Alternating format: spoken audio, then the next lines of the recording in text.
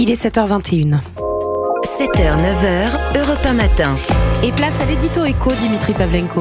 Bonjour Olivier Babot. Bonjour Dimitri, bonjour Anissa, bonjour à tous. Bonjour Olivier. Olivier, vous nous expliquez ce matin pourquoi la situation d'attentisme concernant le budget est économiquement catastrophique. Oui Dimitri, il est utile de faire un peu de pédagogie des mécanismes économiques visiblement méconnus par nos politiques. S'il est urgent que la France dote enfin d'un budget, ce n'est pas seulement pour des raisons de crédibilité internationale ou de bon fonctionnement de l'État, c'est aussi parce que cette attente a un effet économique désastreux.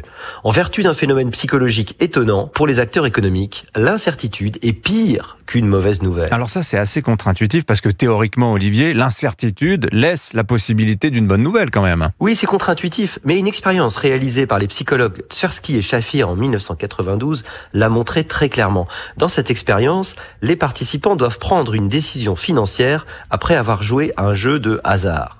Dans un premier scénario, on leur dit qu'ils viennent de gagner 10 $ en jouant sur le rouge à la roulette.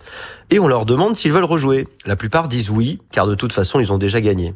Ensuite, on leur dit, vous venez de perdre 10 $, est-ce que vous rejouez? Là encore, la plupart acceptent de rejouer parce qu'ils pensent se refaire. Donc, vous comprenez bien, qu'ils perdent ou qu'ils gagnent, les participants décident de rejouer majoritairement. Mais vient alors le troisième scénario. On leur dit qu'ils ont misé 10 $, mais on ne sait pas encore s'ils ont gagné ou perdu. Eh bien, figurez-vous que dans ce cas, l'écrasante majorité refuse de rejouer. C'est intéressant. En quoi ça éclaire le problème qui est posé par cette attente d'un budget, cette attente qui n'en finit plus ? Les acteurs économiques sont comme les participants dans le troisième scénario. Ils ne savent pas à quelle sauce ils vont être mangés. Ils s'attendent à des hausses d'impôts, des prélèvements nouveaux qui seront du propre aveu de nos politiques créatifs. Ils y sont résignés, mais rien n'est encore certain. Cette incertitude, plus que l'impôt lui-même, ronge. Être dans l'expectative empêche d'établir un plan de route pour l'année. Ça bloque les investissements des entreprises et même des ménages. Et dans le doute, chacun s'abstient, on ne fait pas de projet, on attend.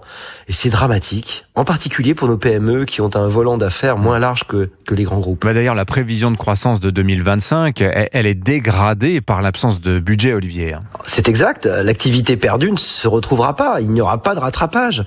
Pour le président de la CPME, François Asselin, la France a perdu un trimestre de croissance en raison des incertitudes générées par la dissolution. Or, moins il y a de croissance, moins il y aura de recettes fiscales, plus les objectifs de déficit seront difficiles à atteindre. On comprend que la crise politique et que la crise économique se répondent et s'amplifient mutuellement dans un redoutable cercle vicieux. L'attentisme, né de la difficulté à boucler le budget, dégrade l'activité, ce qui rend le budget plus difficile à boucler. Autrement dit, plus on attend, découragé par la distance à parcourir, plus la distance à parcourir sera grande. Conclusion, il est vraiment urgent que la France se dote d'un budget bon ou mauvais. Signature Europe 1, Olivier Babot. Merci beaucoup, Olivier.